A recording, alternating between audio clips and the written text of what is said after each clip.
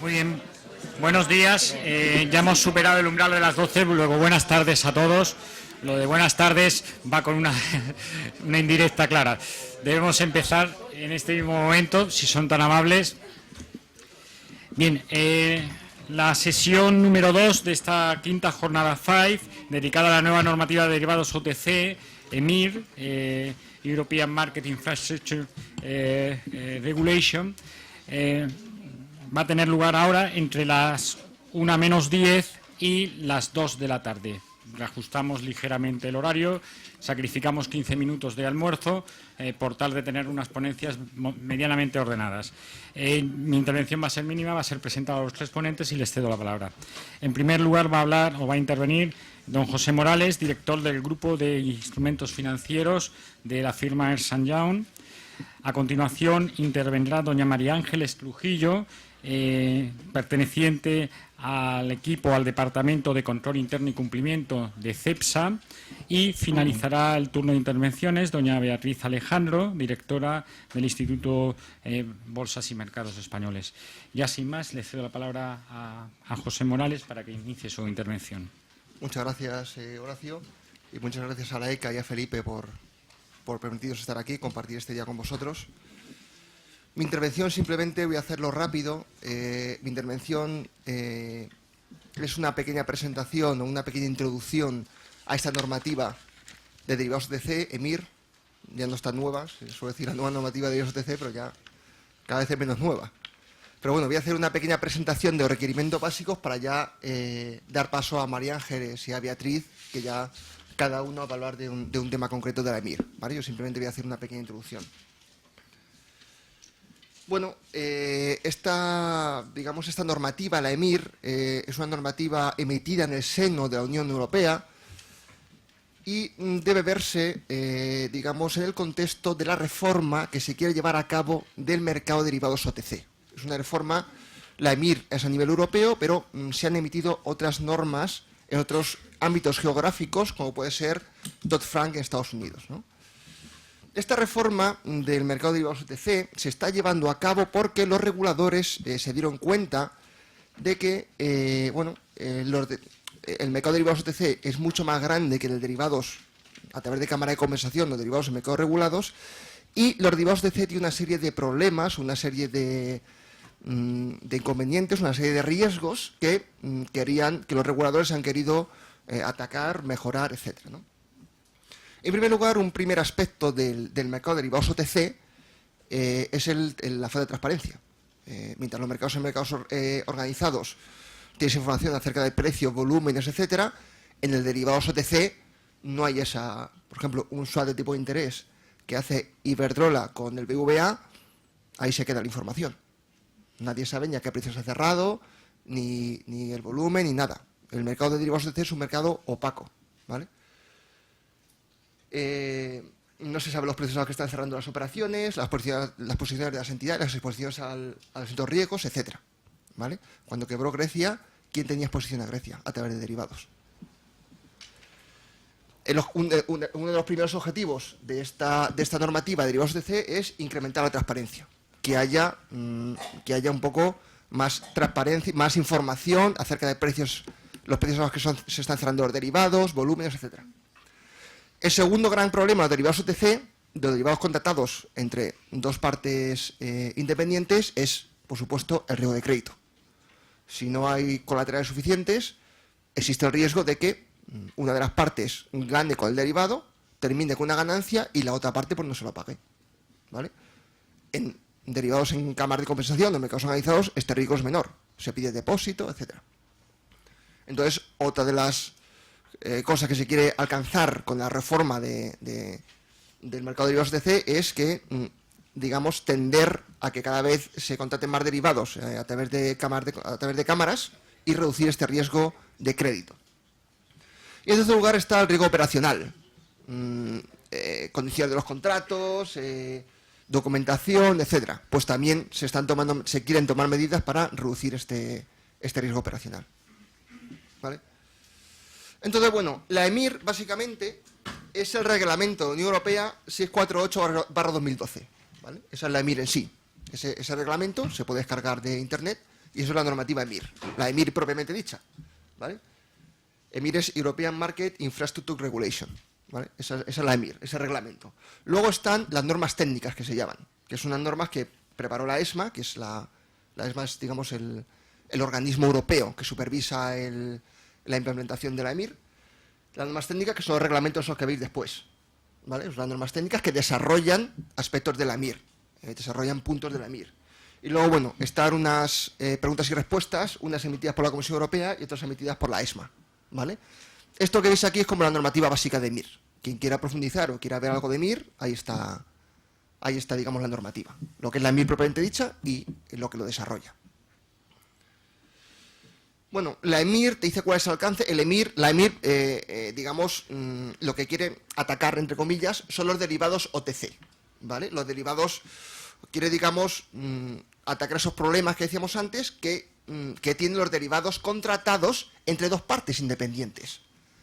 Los derivados contratados entre Felipe y yo, por ejemplo. Felipe y yo ahora mismo cerramos un contrato y eso es un derivado, ¿vale? Es un derivado OTC, entre dos partes independientes, over the counter que se llama, ¿vale? Entonces, digamos, la EMIR aplica a los derivados OTC y te dice que es un derivado OTC y te dice la definición de derivado que se remite a MiFID. Es esta página que tenéis aquí. Esa es la definición de derivado que viene en MiFID, ¿no? Que esa es a la que se remite la EMIR. Futuros, opciones, swaps, sobre distintos subyacentes. Aquí está un poco, que a lo mejor María Ángel lo comenta un poquito, el tema de derivados sobre commodities. Derivados sobre commodities, hasta qué punto un derivado sobre un elemento, no un forward, por ejemplo, sobre Brent, un forward sobre carbón, un forward sobre electricidad, hasta qué punto esos derivados efectos de EMIR. Entonces, bueno, básicamente, adelanto muy rápidamente que si se liquida por intercambio principal y es para fines comerciales, ¿vale? En principio cae fuera del ámbito de la EMIR. Pero en cuanto se liquida por diferencia, sea para negociación y tal, también entra en EMIR. Los requerimientos básicos de la EMIR son tres, ¿vale? Simplemente son tres ideas. La primera, la obligación de compensación. La EMIR obliga a determinados derivados que antes eran OTC a meterlos a través de cámara de compensación, ¿vale? Una cámara de compensación es un mercado que hace de comprador para el vendedor y de vendedor para el comprador.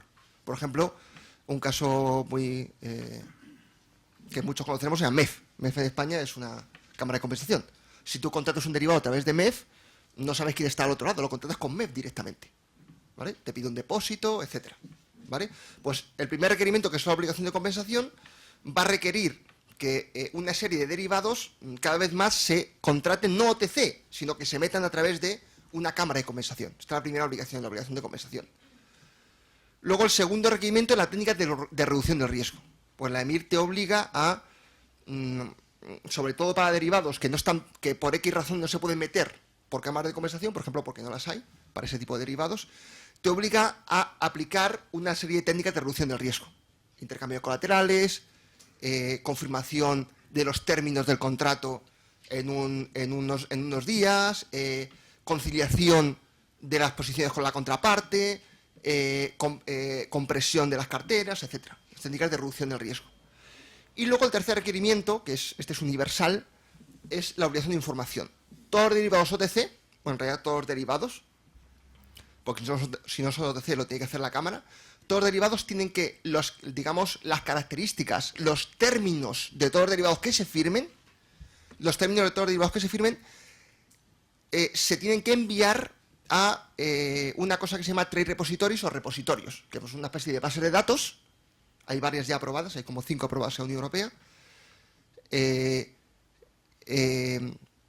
Son unos repositorios, una base de datos a los que las entidades ya están mandando toda la información de sus derivados, estas lo recopilan para posteriormente emitir medidas de precios, posiciones, etcétera, ¿vale?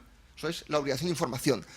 Toda empresa que contrate un derivado OTC tiene que enviar información al trade repository, ¿vale? A estas bases de datos, digamos, para atacar ese problema que decíamos antes de falta de información, ¿vale? Fijaos que la obligación de compensación, digamos, ataca el problema de riesgo de crédito, riesgo de contrapartida. Las técnicas de reducción de riesgo también atacan ese problema y el de riesgo operacional. Y la obligación de información ataca el problema, digamos, de falta de información, ¿vale? mandar información al repositorio para que lo publique, ataca ese problema de falta de información. En cuanto a la obligación de compensación, tienen que compensarse todos los contratos OTC, pertenecientes a una categoría que la ESMA ya ha dicho, porque hay, digamos, cámaras de compensación aprobadas. Siempre que haya cámaras de compensación aprobadas, tienen que compensarse todos los derivados, básicamente por resumir, entre dos bancos o entre un banco y una entidad no financiera que supere lo que se llaman los umbrales. ¿Vale? Repito, tiene que meterse por cámara de compensación, siempre que la haya, los derivados que sean entre dos bancos o entre un banco y una empresa no financiera, por ejemplo CESA, pero siempre que supere los umbrales. ¿Vale? O sea, si una entidad no financiera supera los umbrales, ya todos los derivados que haga, bueno, o entre dos entidades financieras que superen los umbrales también, perdón.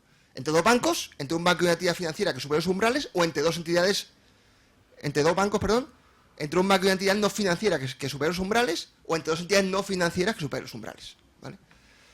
Entonces, claro, es básico para una entidad no financiera saber si supera los umbrales. Saber si no supera los umbrales es NFC menos y si lo supera es NFC más. No financial counterparty menos y no financial counterparty más, ¿no? Básicamente, los umbrales son esos. 1 billón de euros para derivados de crédito. 1 billón es 1.000 millones en realidad. ¿Vale? Como las normativas en inglés y tal, 1 billón es en realidad 1.000 millones, no 1 millón de millones. Entonces, 1.000 millones para derivados de crédito, 1.000 millones para derivados sobre acciones, 3.000 millones para tipo de interés, 3.000 millones para tipo de cambio, 3.000 millones para commodities y otros. ¿Vale? En cuanto una entidad no financiera supera esos umbrales, tiene, por ejemplo, más de 3.000 millones de euros de nominal en derivados de tipo de interés, ya es NFC más. ¿Vale? Y ya tiene que meter los derivados por cámara. No obstante, para estos umbrales solo hay que sumar los derivados que no sean de cobertura. ¿Vale? Para estos umbrales solo hay que sumar los derivados que no sean de cobertura. ¿Vale? Que no sean de cobertura, o para ser de cobertura te vale con que sea cobertura contable, como he visto antes de la NIF 9 y todo eso, o de cobertura económica. Si justificas que es de cobertura económica, tampoco suma para los umbrales. ¿Vale? Esto es básico para entidades no financieras. ¿Vale? Aquí están, digamos, las cámaras de compensación que se están autorizando por la Unión Europea. Aquí la tenéis en el cuadro aquel.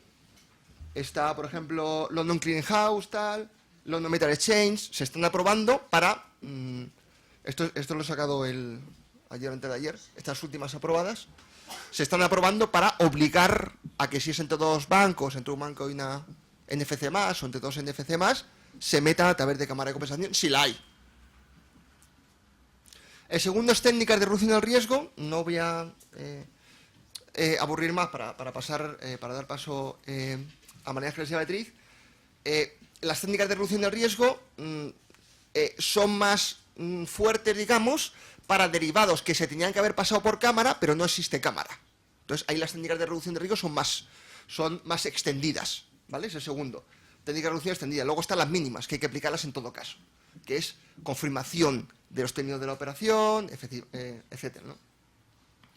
Y luego el tercer requerimiento de la EMIR, que este es universal, es el de información, ¿vale? Cada derivado que firme cualquier empresa tiene que informar de él en D+1 al TER repository y también cualquier cambio que haga posteriormente, ¿vale? Digamos, para empresas más pequeñas, esta obligación de información se puede delegar a la contraparte. Muchas empresas pequeñas lo delegan al banco. Pues una empresa industrial pequeña que hace un swap con el Santander, pues el Santander puede reportar por él mismo y por la entidad. O sea, que él no tiene que hacer nada. ¿Vale? Aunque es suya digamos, la responsabilidad, puede delegar en el Santander enviar la información al repositorio.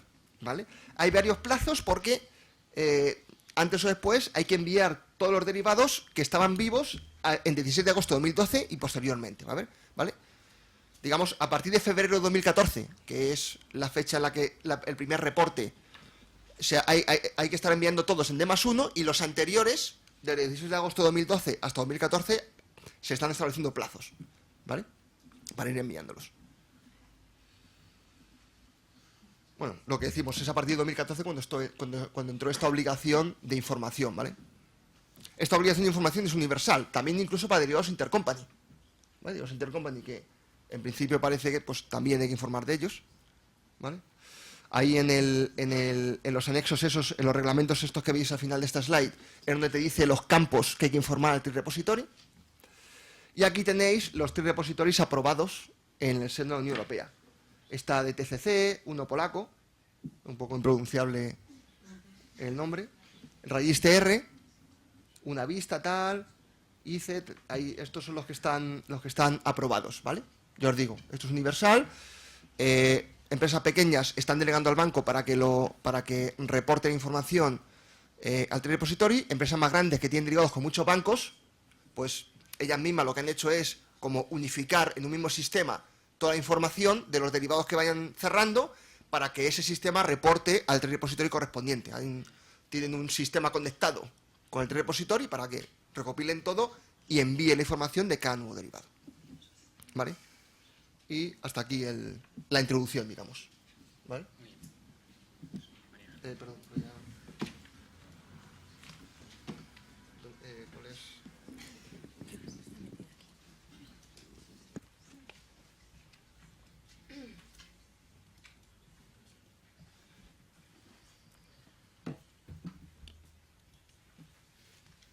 Bueno, buenos días a todos. En primer lugar, darle las gracias a ECA y a EY por invitarnos a participar en estas sesiones.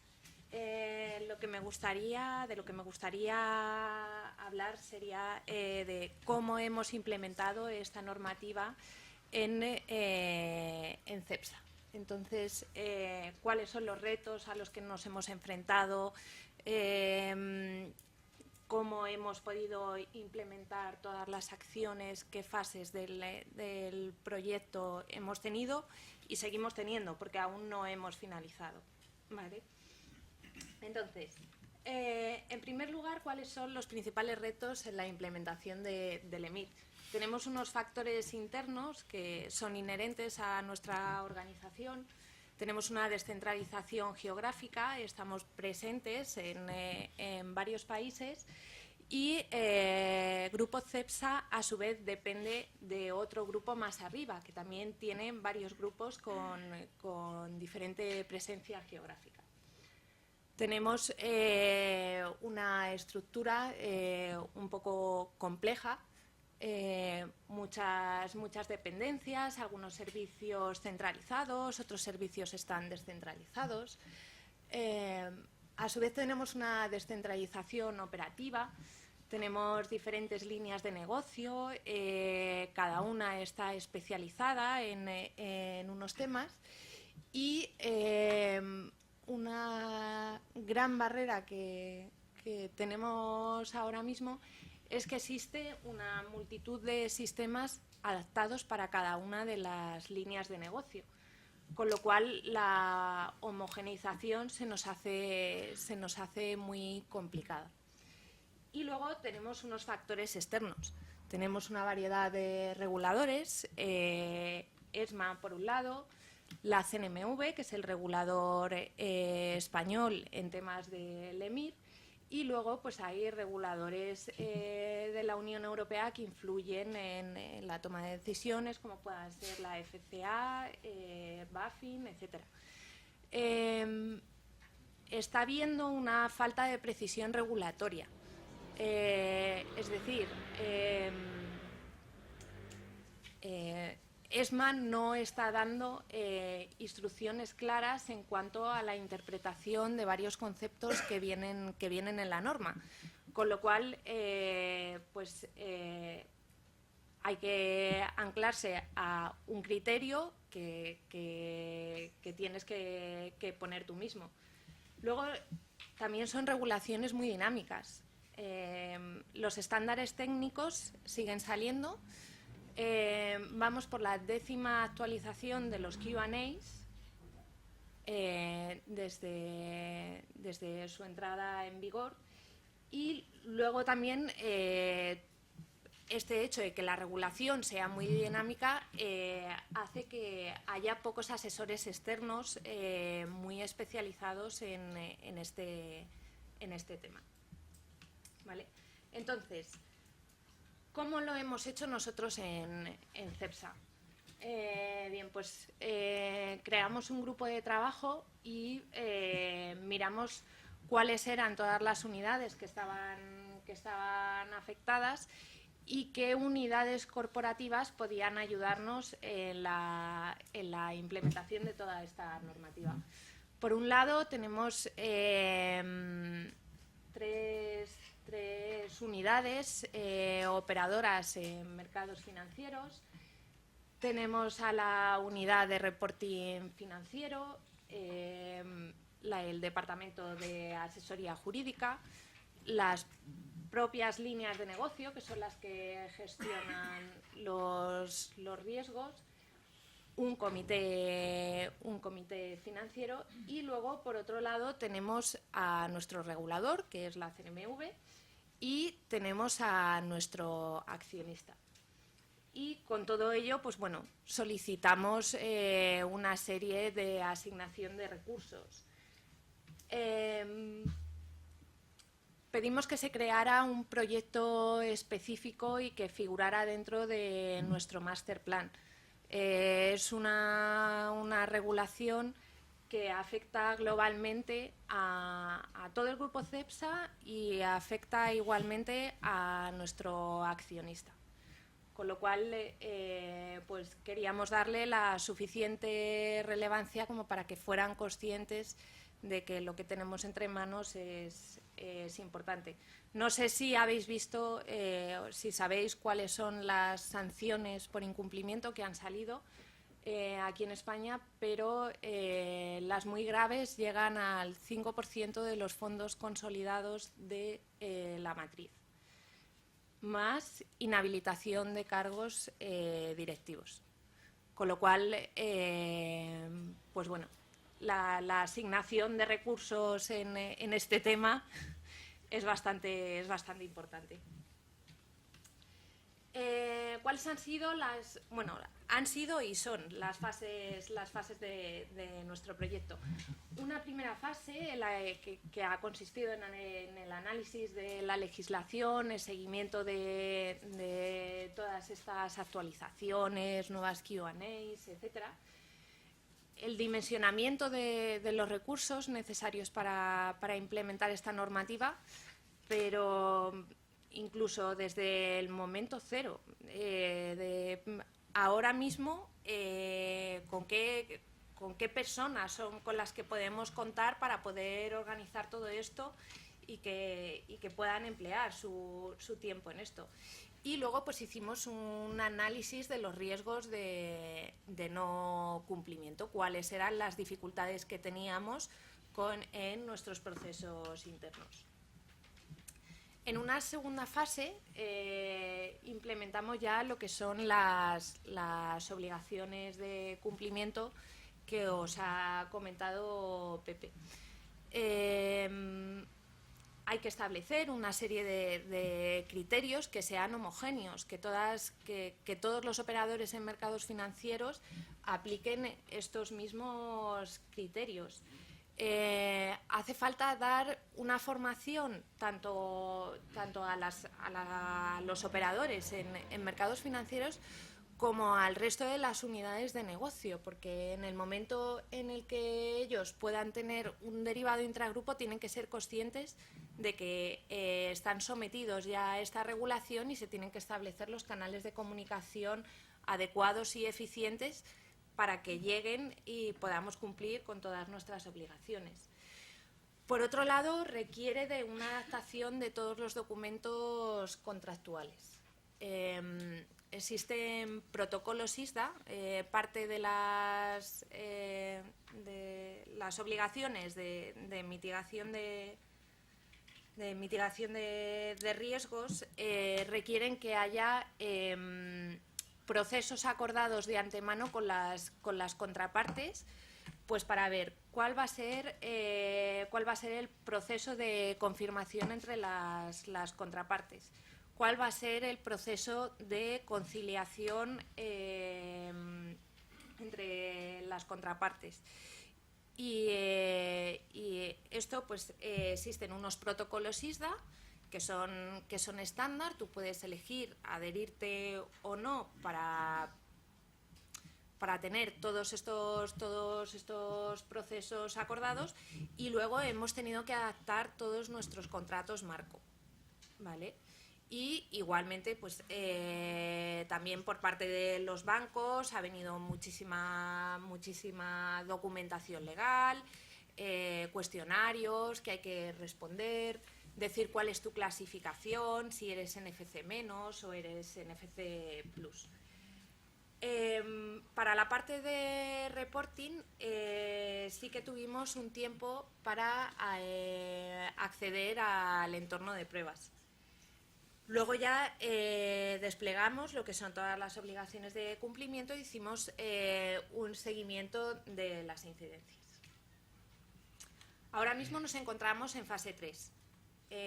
Lo que queremos implementar en la casa es que haya una persona que dicte, una única persona que dicte, que haga las interpretaciones y que pueda homogeneizar los criterios y pueda poner toda la documentación necesaria y disponible.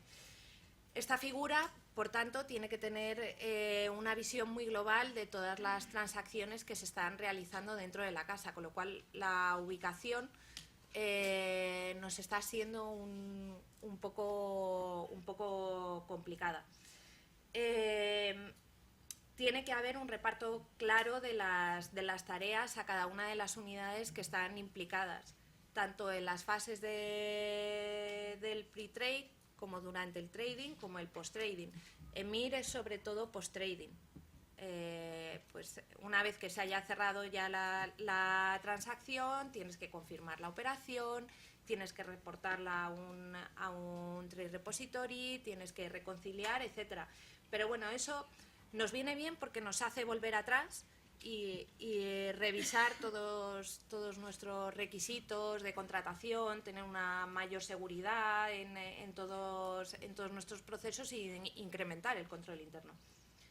Y una formalización de manuales y procedimientos en el caso de que el regulador venga, pues toma esto, es específico para EMIR para que comprendas cuál es nuestro proceso. Y en una cuarta fase pues estamos visualizando cuál es nuestro modelo de cumplimiento, formalizando una serie de actividades de control para que nosotros nos sintamos confortables de que las unidades están cumpliendo adecuadamente con el EMIR. Esto lo haremos en nuestro departamento a través de un testing de todas estas actividades de cumplimiento y luego lo que se pide además va en cascada de abajo hacia arriba, es un compromiso de cumplimiento por parte de los responsables. A nuestra accionista tenemos que darle un compromiso de nuestro cumplimiento en nuestro grupo. ¿Vale? Bueno, ¿cuáles son las obligaciones del EMIR? Entonces, lo primero que tenemos que hacer es saber cuál es nuestra categoría. Somos non-financial counterparty, pero para saber nuestro volumen de obligaciones tenemos que saber si somos menos o si estamos por debajo del umbral o si estamos por encima. Entonces,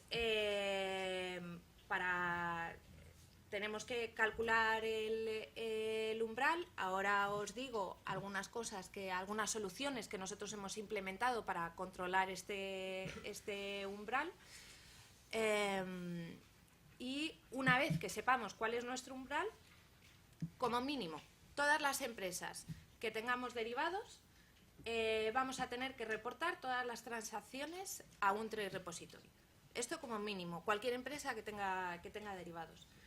Y luego, aquellas empresas que tengan derivados OTC que no estén liquidados a través de cámaras de compensación, estarán obligadas a una confirmación puntual a reconciliación de carteras, pues bueno, eso depende del volumen de derivados OTC que tengas abiertos con una contraparte, pues como mínimo tendrás una obligación de reconciliar anualmente. Si tienes más de 100 operaciones abiertas, tendrás que hacer una reconciliación trimestral, ¿vale? Hacer ejercicios de compresión de carteras, intentar reducir el número de transacciones que tengas abiertas con una misma contraparte, y luego contar con mecanismos de pronta resolución de disputas, tanto con la contraparte como de mecanismos internos para aflorar esas posibles disputas dentro de la organización. Y luego, si eres NFC+, o eres una Financial Counterparty, en el momento en que superes el umbral tienes que notificarlo a ESMA y automáticamente todos tus derivados OTCs tendrás que compensarlos a través de cámaras de compensación. Y para aquellos OTCs que no puedan ser liquidados a través de cámaras de compensación, tendrás que hacer una valoración diaria y reportar esta valoración diaria en el TRES Repository, y tiene que haber un intercambio de colaterales entre las contrapartes. Con lo cual, las obligaciones aumentan exponencialmente si eres NFC+. Y habrá que la necesidad de recursos es también bastante mayor, aparte de lo que afecta a tu tesorería, ¿vale? Entonces, para implementar el cálculo del umbral. El cálculo del umbral, lo que computa para el cálculo del umbral son tus operaciones OTCs que no sean de cobertura. Entonces, aunque MIR es de aplicación europea, el cálculo del umbral se hace a nivel mundial, por grupo consolidado. Aunque tenga un grupo en Canadá o en Estados Unidos, la actividad que tengan esas empresas se tiene que agregar para poder calcular cuál es tu umbral. Como os he comentado, nosotros somos un grupo que a su vez depende de otro grupo. Entonces tuvimos que llamar a la puerta de nuestro accionista, conseguir convencerles de que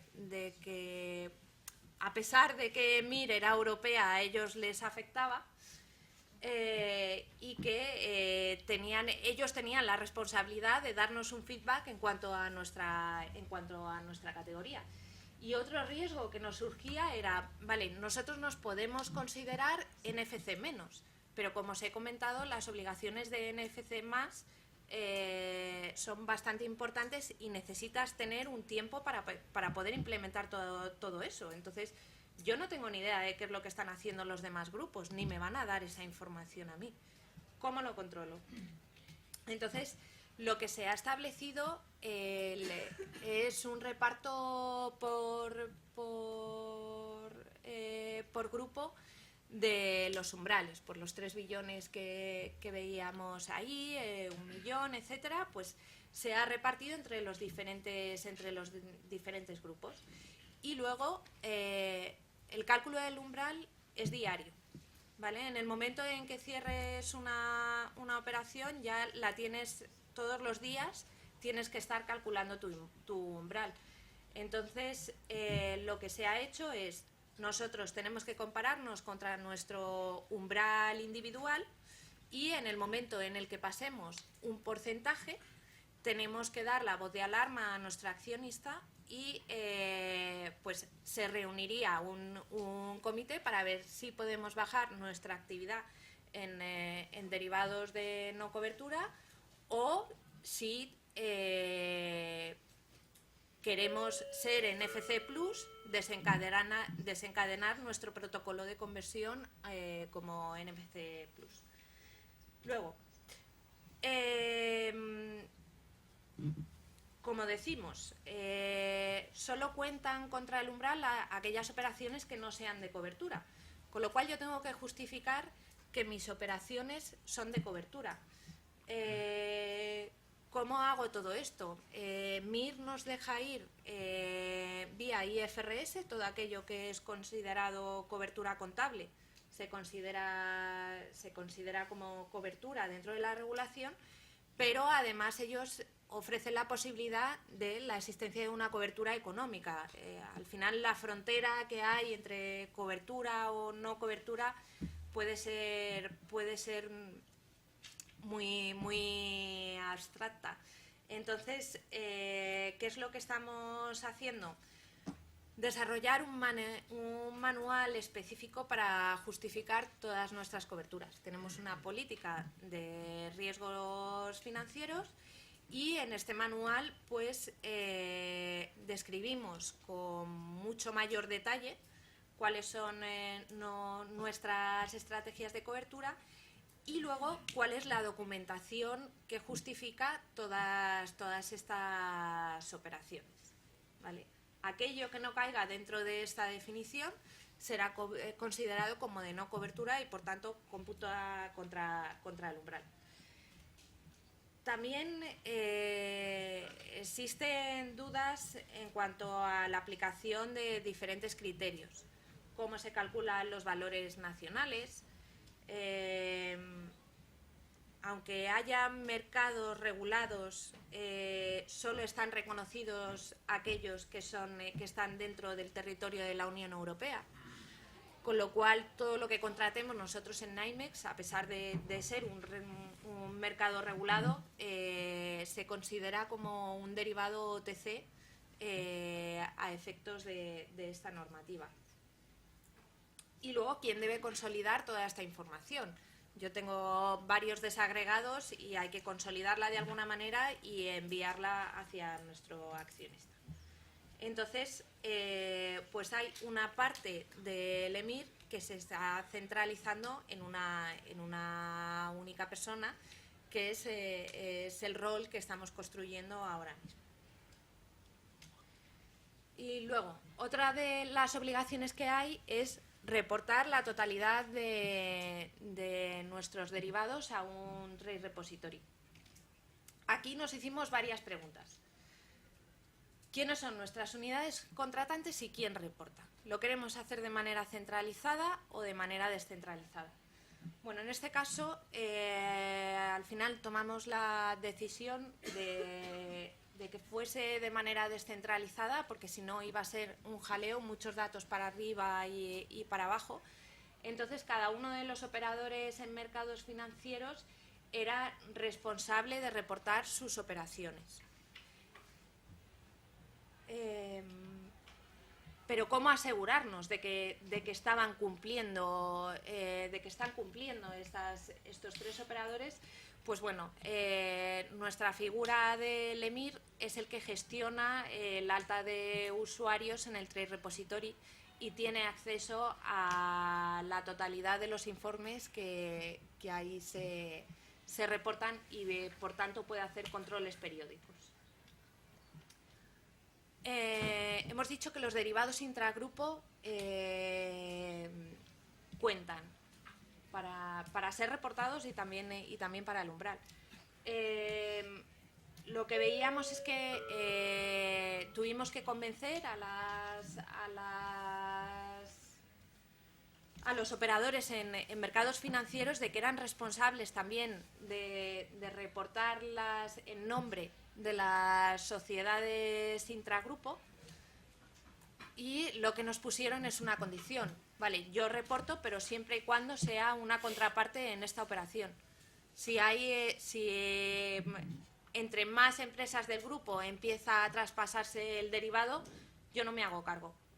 Entonces, lo que hemos hecho es que se limiten al máximo posible el que haya un traspaso a varias empresas del grupo, para que estas unidades contratantes puedan reportar.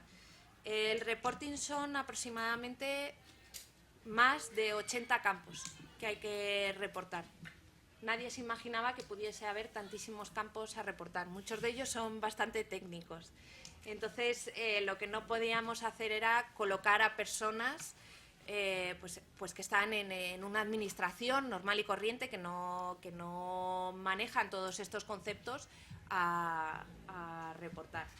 Y luego poner un proceso de requisitos para nuevas sociedades que quieran tener derivados. Para poder reportar, por ejemplo, te tienes que sacar un identificador que se llama ley, que hay que sacar a través del registro mercantil.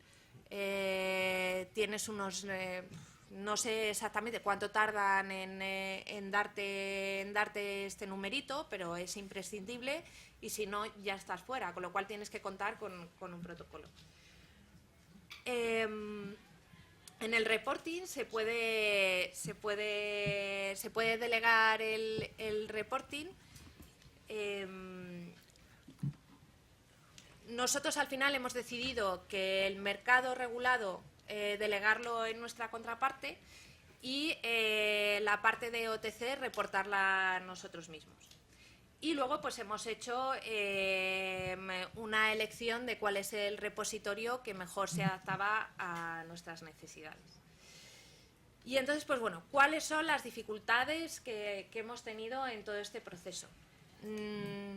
Nadie quiere hacerse cargo del EMIR en nuestra organización. Con lo cual, pues bueno, estamos luchando ahí. La coordinación y el diálogo entre áreas muy dispersas siempre es complicado. Hemos tenido tiempos cortos de respuestas. Y bueno, pues la presupuestación por unidad de negocio, nuestra principal debilidad es que no conseguimos llegar a tener un único sistema de gestión de derivados, porque cada uno tiene lo suyo y además tienen diferentes presupuestos. Y luego, como claves del éxito, pues creemos que el que haya un EMIR Officer es bastante importante. Todos nuestros procesos están documentados y se está intentando tener una distribución de tareas clara. Hemos contado con el patrocinio de nuestro CFO, con lo cual todos los implicados han puesto un mayor empeño. Y contamos con entornos colaborativos para colgar toda nuestra documentación. Hacemos newsletters periódicas y hacemos aulas abiertas de formación. Y bueno, esta ha sido nuestra experiencia. Muy bien. Muchas gracias, María Ángeles. A continuación va a intervenir doña Beatriz Alejandro. Le voy a pedir 20 minutos, si puede ser, para dejar 10 minutos abiertos al diálogo.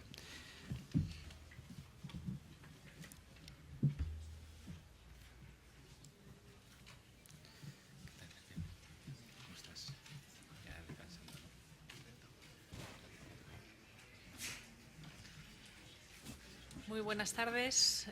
Bueno, pues yo voy a ser breve, incluso yo creo que con 15 minutos será suficiente. En primer lugar, me gustaría agradecer bueno, pues a ECA y a Stan Young y al Foro 5, a Felipe, la invitación para participar en este foro. La verdad es que hablamos de un tema que afecta mucho a la empresa en la que yo trabajo. Soy directora de Instituto BME, es un centro de formación, pero es el centro de la Bolsa, de Bolsas y Mercados Españoles. Es, por lo tanto, un grupo de empresas en la que hay un repositorio. Bueno, Registier es una sociedad que es al 50% de BME y de Clearstream. Y, por otro lado, donde se encuentra también MEF, que bueno, y ahora mismo comentaré que ha habido una escisión de MEF en lo que es mercado y lo que es cámara, también consecuencia de MIR. Entonces, bueno, pues por ir un poco yendo de lo más general que ha planteado José a lo más concreto, yo voy a hablar de un caso concreto o de cómo afecta, qué implica el hecho de que haya una obligación para registrar los derivados de tipos de interés, en concreto los IRS, en cámara, ¿no? Que es un tema que se está procesando ahora mismo. Y hablo de este producto concreto, los derivados de tipos de interés, porque de ese gráfico que ha puesto ahí en pequeño, José, que son los volúmenes negociados en derivados OTC, que es una cifra ronda los 700 billones, estos sí, billones españoles, millones de millones. Bueno, pues más de la mitad son productos derivados sobre tipos de interés, en concreto swaps de tipos de interés. Y por eso es algo que, bueno, es muy habitual que se negocie en las diferentes entidades, tanto financieras como no financieras, y es un tema que afecta pues, a una parte importante de las empresas. Entonces, el marco general ya se ha establecido, ¿no? Una iniciativa en septiembre de 2009 para dar mayor transparencia y para reducir el riesgo al mercado de productos derivados OTC. Y entre las iniciativas generales que se plantean es obligación de registrar estas operaciones en una cámara. Hasta entonces hablábamos de de CCPs, no de Central Counterparty, aquí en España, pero a partir del desarrollo de toda esta normativa ya se le ha dado un nombre concreto, un nombre español que aparece en la regulación, que es entidad de contrapartida central. Bueno, por abreviar, hablamos de cámara, ¿no? Y todo esto, pues evidentemente en Europa se implementa a través de MIR. ¿Qué quiere decir que una operación OTC se registre en una cámara? Bueno, pues que pasamos de una operación bilateral directa entre las partes a una operación en la que en medio se pone la cámara y, por lo tanto, como comentaba José, para este comprador o para esta entidad su contrapartida es la cámara y para esta entidad B su contrapartida también es la cámara.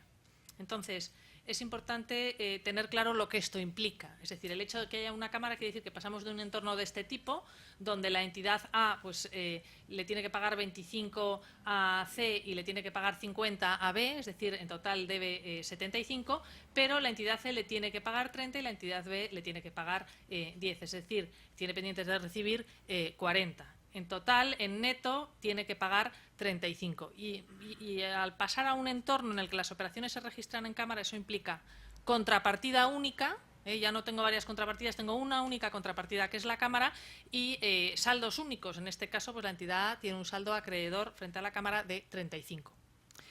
El hecho de que la cámara se constituya como contrapartida, esto hay que tenerlo muy claro, asume todas las obligaciones, ¿no?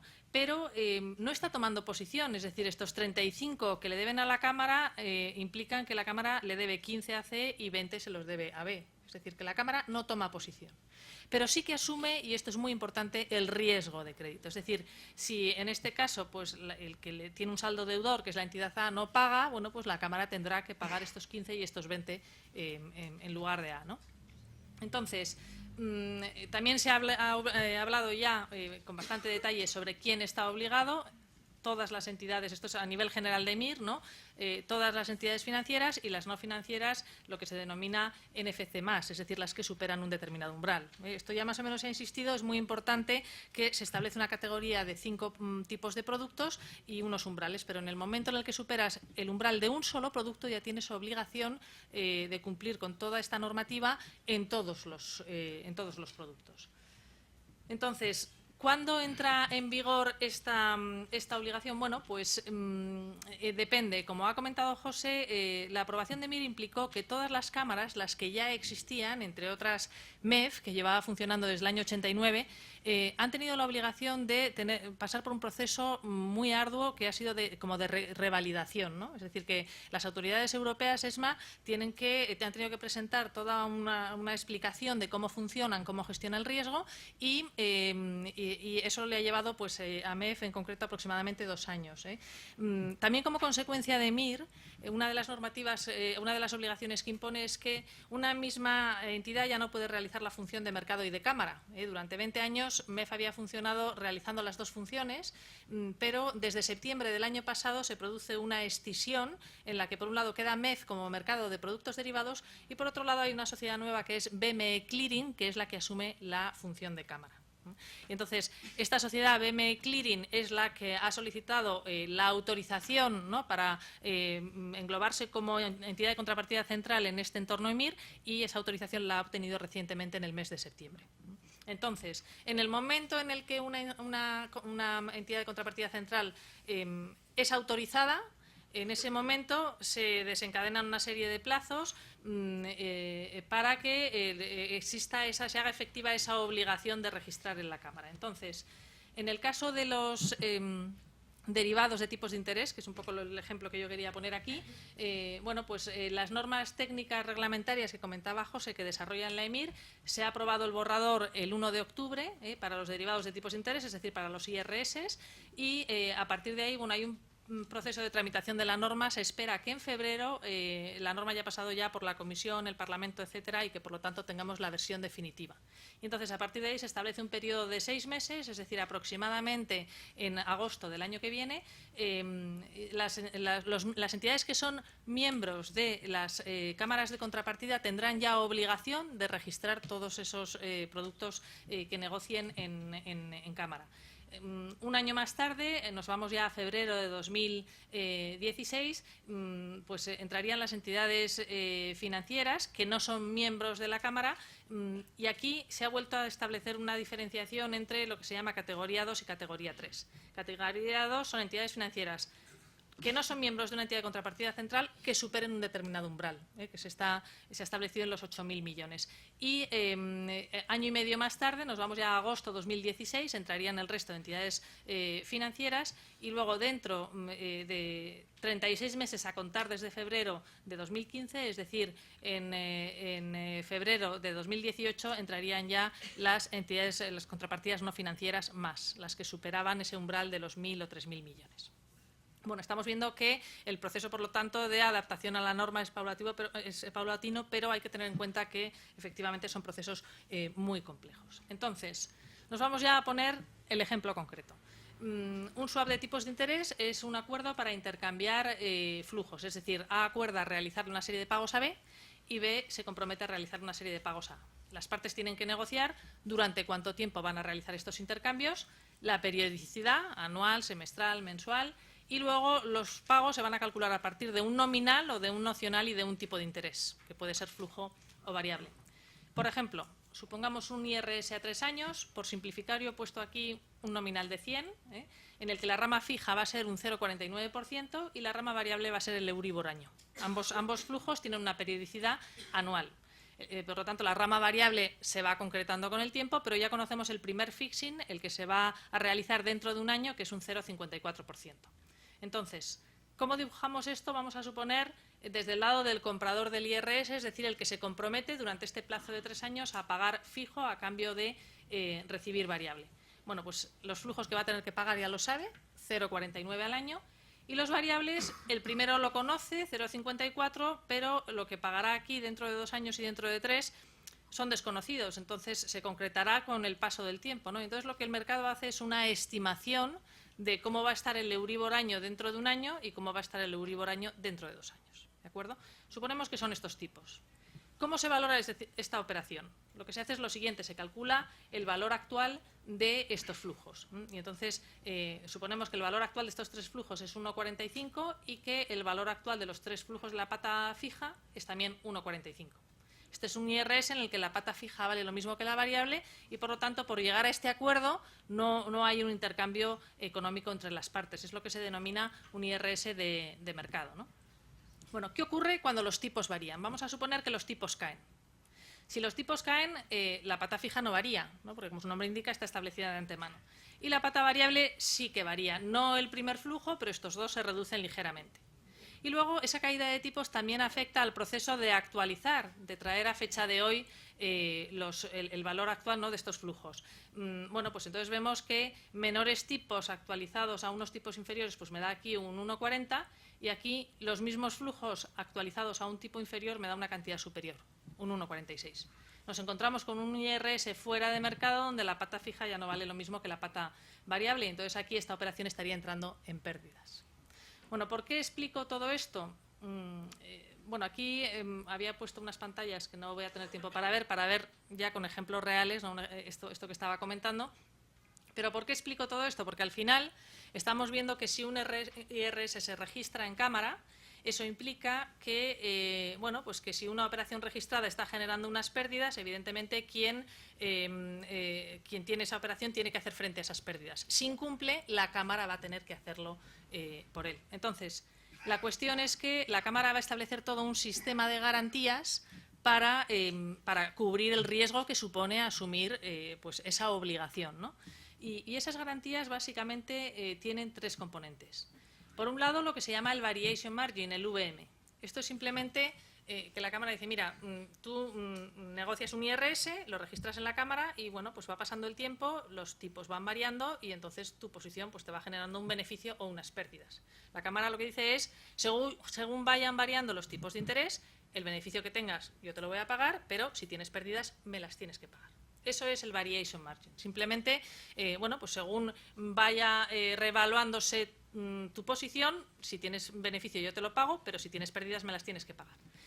Bueno, además, por ese Variation Margin, por ese VM, se va a pagar un tipo de interés. Es decir, si tú tienes un beneficio, vas a recibir ese beneficio. Pero por esa liquidación que estás teniendo a tu favor, vas a tener que pagar un tipo de interés. Por el contrario, si tú tienes unas pérdidas, tienes que hacer frente a esas pérdidas, pagar ese dinero. Pero por ese dinero que estás desembolsando vas a recibir un tipo de interés. ¿De acuerdo? Esto es un poco una novedad que no existía en el funcionamiento de la Cámara con los tipos de productos que se negociaban hasta ahora. Y luego está el componente fundamental, que es lo que se llama Initial Margin. Es decir, está muy bien que como este proceso de depósito de garantías lo vamos a hacer diariamente, eso implica que en lugar de tener que esperar a dentro de un año para ver si pagas lo que debes, etcétera, lo vayamos haciendo diariamente, pero claro, siempre hay un riesgo de incumplimiento. Hoy tienes pérdidas, haces frente a esas pérdidas. Pero ¿qué pasa si mañana tu posición vuelve a generar pérdidas y no cumples con ese desembolso? Entonces, para ese riesgo adicional hay que depositar una garantía adicional, que es lo que se llama Initial Margin, y es una estimación que hace la Cámara de la pérdida máxima que puede generar una posición en 24 horas. Entonces, ¿lo hace cómo? Bueno, pues hemos visto que el valor de la posición va a variar en función de cómo fluctúen los tipos de interés. Pues entonces, lo que hace la Cámara es hacer una estimación a partir del análisis de cómo han evolucionado los tipos de interés en los últimos 10 años y no analiza lo que puedan variar en 24 horas, sino que lo hace en 5 días. Porque la Cámara dice, mira, si tú incumples, yo me voy a quedar con tu IRS y voy a cerrar la posición. Y entiendo que puedo tardar hasta 5 días hábiles en cerrar esa posición. Por lo tanto, analiza variaciones de tipos de interés de 5 en 5 días hábiles. ¿De acuerdo? Y con un intervalo de confianza del 99,5%. Es decir, esas pérdidas deben cubrir, esas garantías, perdón, deben cubrir las pérdidas que se puedan generar en el 99,5% de los casos. EMIR exige un intervalo de confianza del 99%, pero ahí la Cámara es un poquito más exigente. Entonces, ¿esto en qué se traduce en el ejemplo que hemos visto? Pues que si las partes han negociado ese IRS y lo registran en la Cámara, eso quiere decir que, por un lado, la Cámara le va a exigir a ambas partes, a A y B, lo que se llama un IM, un Initial Margin. Oye, deposítame aquí 0,20 porque si tu posición genera pérdidas y tú no haces frente a esas pérdidas, yo tengo aquí una garantía para cubrir esas pérdidas.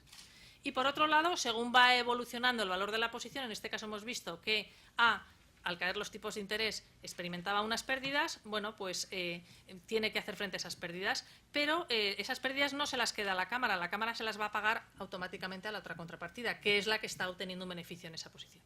En este caso, vemos que A está financiando y que B está consiguiendo aquí financiación y, por lo tanto, por esa financiación que está obteniendo a través del Variation Margin, del VM, B le va a pagar un tipo de interés a la Cámara que, a su vez, la Cámara va a trasladar a A.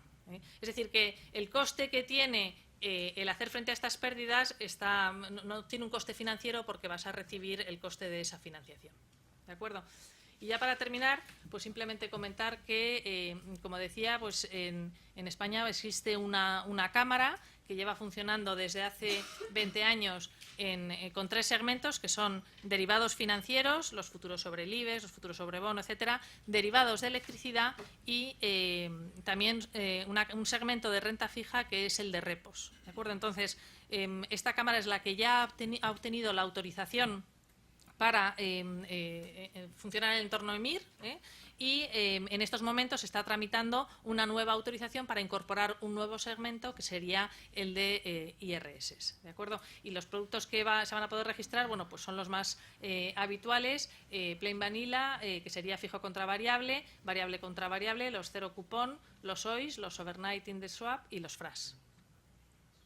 Y un último comentario, simplemente que hemos hablado de depositar garantías, todo esto funciona o se basa en el cálculo y la exigencia de unas garantías. Bueno, pues esas garantías pueden ser, por supuesto, efectivo, pero también se pueden depositar valores de renta variable de cualquiera de los 35 componentes del IBEX, excepto la propia BME, que es la sociedad en la que se integra BME Clearing, y luego también deuda soberana emitida por el Tesoro español, por algunos países de la zona euro como Francia, Alemania, por Reino Unido, que está fuera de la zona euro, incluso Estados Unidos, ¿no? Y que tiene que ser que haya sido depositada en Iberclear, en Clearstream o en Euroclear. Luego las posibilidades, ¿no?, para hacer frente a esas obligaciones de depósito de colateral pues son muy amplias. Muy bien. Muchísimas gracias, Beatriz, por la síntesis con la que has tenido tu ponencia. Nos deja eso abierto unos 10 minutos para el diálogo, para las preguntas que quieran formar. Por favor.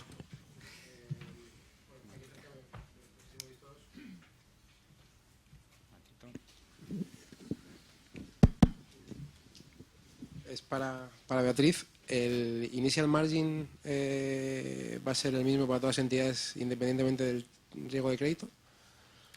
Bueno, es que aquí he hablado un poco por el espacio con el que contaba, el tiempo con el que contaba, he tratado de plantear las obligaciones generales que implicaría el registro de una operación en cámara. En realidad, el proceso o el sistema de garantías es bastante más complejo, pero explicarlo nos podría llevar 4 o 5 horas, pero en realidad, quien tiene la obligación frente a... O sea, el acceso a la cámara se hace a través de una estructura de miembros, ¿vale? Esos miembros, que son compensadores, son los que, por lo tanto, asumen esa obligación frente a la cámara. Entonces, tienen una responsabilidad solidaria. Es decir, que para la Cámara, si tú eres miembro de la Cámara, yo soy BME Clearing y cualquier cliente a través tuyo registra en la Cámara, para la Cámara quien tiene la obligación eres tú. Y luego yo me preocupa tu riesgo de crédito. El de los clientes que estén detrás de esas operaciones, eso ya te ocuparás tú de gestionarlo, ¿vale? Entonces sí que es verdad que, no lo he mencionado, pero bueno, la Cámara tiene una estructura de miembros y cada uno de esos miembros no pueden registrar un número ilimitado de operaciones, sino que tienen unos límites, un límite de riesgo intradía. Y en el establecimiento de esos límites se tiene en cuenta el rating que pueda tener ese miembro de la Cámara, los fondos propios que tenga, etcétera. Es decir, que yo aquí he hablado, bueno, pues si yo soy una entidad financiera o no financiera que voy a registrar en la Cámara este IRS, tengo que tener en cuenta que tengo que hacer frente a un variation margin, a un initial margin, etcétera. Pero en realidad el proceso, el sistema de gestión del riesgo es mucho más complejo, ¿eh? Y además, la gestión del riesgo en las cámaras, antes de EMIR, ya se hacía de una manera bastante estandarizada, aunque había pequeños matices, pequeñas diferencias entre cómo lo gestiona una cámara y otra, pero EMIR ahí ha hecho tabla rasa. Hay una parte muy importante de la norma que se dedica a concretar cómo tiene que gestionar el riesgo una entidad de contrapartida central. Y ahora mismo, las que tienen la aprobación, digamos, el sello de EMIR, todas funcionan exactamente igual.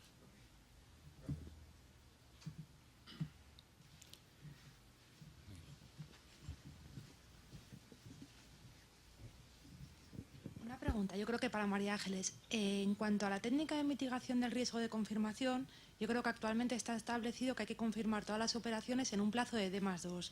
En el caso de que no estéis recibiendo esas confirmaciones de la contraparte, ¿cómo actuáis? ¿Tenéis algún protocolo? Ahora mismo se está haciendo un seguimiento. De todas maneras, la confirmación tiene que ser bidireccional. O sea, no solamente el banco tiene que enviarte a ti tu confirmación y tú confirmar sobre esa, sino que tú puedes tomar la iniciativa. Tú envías tu propia confirmación. Entonces, bueno, tendrías que poner ahí una serie de disclaimers porque tiene que ser bidireccional. Entonces, pues en el caso de no haber recibido una respuesta en este plazo, consideraremos que esta confirmación tiene validez. ¿Y dónde establecéis esos disclaimers? O sea, ¿dónde se establece? En lo que es el documento de la confirmación, vale. Lo que hemos hecho es revisar nuestro documento de confirmación, porque además un simple email no sirve, tiene que tener una serie de requisitos, sobre todo hacer referencia al contrato marco firmado entre las contrapartes. Y bueno, pues nuestra asesoría jurídica lo ha revisado y ha hecho un documento contractual. Un email no te sirve como confirmación de MIR. Vale. Y otra pregunta, en cuanto a las sanciones, si una sociedad, por ejemplo, de vuestro grupo está incumpliendo una de las técnicas de mitigación, ¿la sanción sobre qué recae? ¿Sobre esa sociedad individual o sobre la matriz? ¿Quién asume? Sobre arriba? la matriz. Vale. Por eso tiene tanta importancia el cumplimiento de todas las sociedades por debajo. Perfecto. Vale. Gracias. Sí, a efecto de determinar el límite, parece que se queda fuera las operaciones de cobertura. Entonces, a mí me da la impresión de que pocas empresas van a superar ese límite, porque, sobre todo con este criterio tan flexible que se ha dicho, que incluso una cobertura contable ya se supone que es una cobertura, la cobertura económica la entiendo, pero una cobertura contable no es necesario demostrar que lo sea económica, y conocemos muchas coberturas contables que no son económicas. Entonces, partiendo de esa flexibilidad que da la normativa contable, de mi modo de ver exagerada, y la propia tendencia de las empresas a no ver bien el que operaciones de derivados se digan que no son de cobertura, porque si no son de cobertura se dice que son especulativas, con esa palabra, en vez de llamarlas de inversión, que podía ser otra menos agresiva, pues creo que pocas empresas van a cubrir los límites. Prácticamente ninguna en Europa, muy poquitas. Digamos, las empresas energéticas son un poco las que más volumen de derivados tienen, y esas son las que sí tienen divisiones de trading puro. O sea, básicamente lo que suele sumar para los umbrales son los derivados que tienen las divisiones de trading. O sea, muchas tarjetas, Endesa de Trading, Iberdrola de Trading, Cepsa Trading. Todas esas empresas tienen una división de trading que hacen trading y ya está, no tiene más tutía. Entonces, estos son los que suman para los umbrales. Si esa división en una de las categorías que hemos visto supera el límite, pues ya es NFC más. De hecho, en Europa muy poquitas superan. De hecho, están reduciendo la división de trading a veces para... Perdona, en relación con eso, yo no entiendo la intuición de si una empresa no financiera está utilizando los derivados como cobertura, ¿por qué queda excluido del umbral? A lo mejor es una pregunta un poco tonta. Cuando en el momento en que la tienes que meter por cámara de compensación, disminuye el riesgo de la contraparte. Entonces, si esa empresa industrial está utilizando esos derivados con esa finalidad, ¿no convendría pasarlo por cámara? ¿O está la complejidad de que tenga que reportar y pasar por cámara, que por eso se deja fuera? Porque si no es especulación ni inversión, si no es pura cobertura, pues que lo pase por cámara disminuya la contrapartida. O sea, ¿por qué quedan expresamente excluidos cuando son cobertura?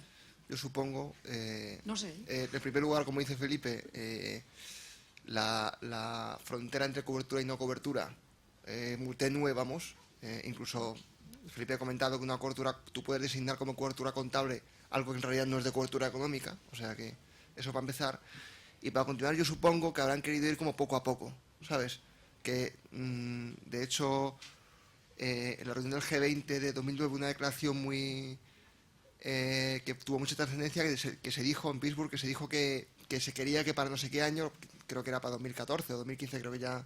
No, puede ser todos los derivados, prácticamente todos, pasaran por cámara de compensación. Lo que pasa es que mi intuición, no sé si vosotras tenéis...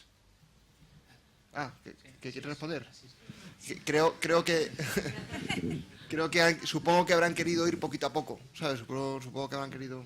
Sí, aparte del comentario de Pepe, también es que hay un tema, y es que sustituyes entonces el riesgo de crédito por riesgo de liquidez.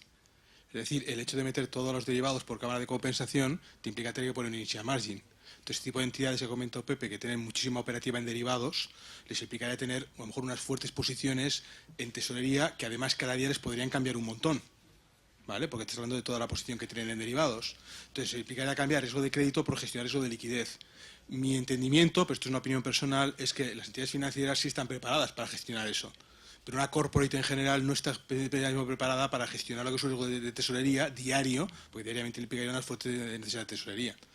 Sí, yo creo también que tiene que ver con que nos tenemos que ir al origen de por qué se plantea todo esto. Todo esto se plantea tras la quiebra de Lehman Brothers, donde dices, bueno, nos encontramos con que quiebra una entidad financiera importante en el ámbito mundial y que no sabemos, bueno, sabemos que hay muchos CDS que están ligados a esa entidad financiera, pero la opacidad de estos mercados hace que durante semanas se sabía que estaba explotando algo, pero no sabíamos si era un petardo o una bomba atómica, ¿no? Entonces, al final, una operación de cobertura, en principio, si está bien planteada, es porque tú tienes un activo que te puede generar unos beneficios o unas pérdidas, y entonces tomas la posición contraria en el mercado a plazo, de tal manera que las pérdidas se compensen con el beneficio y el beneficio con las pérdidas. Entonces, si es una operación de cobertura, se supone que esto está reduciendo el riesgo de la entidad y, por lo tanto, el riesgo de que quiebre, que es lo que no se quiere, una quiebra, o sea, evitar la quiebra de una entidad, que eso pueda generar un efecto dominó. Entonces, lo que supone realmente asumir riesgo es el trading.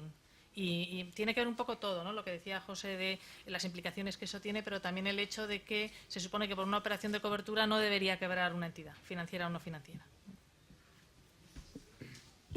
Muy bien, pues si no hay más preguntas, cortamos aquí ahora para el almuerzo y nos volvemos a ver exactamente a las 3:15. Muchas gracias.